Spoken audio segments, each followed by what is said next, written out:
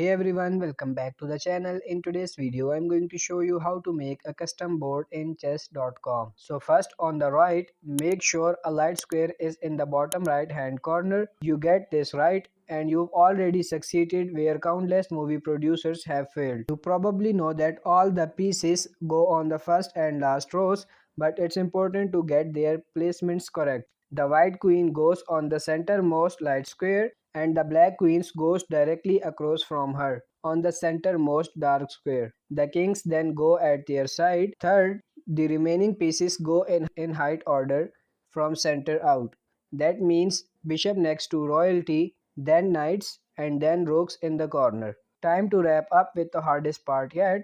You put the pawns in front of the pieces. Okay, that was actually the easiest part. Remember these three things and you got it. White on the right, queens on their color, tallest to smallest. So that's it for this video. I hope this video was helpful. If it is, like this video and subscribe to the channel. Thank you.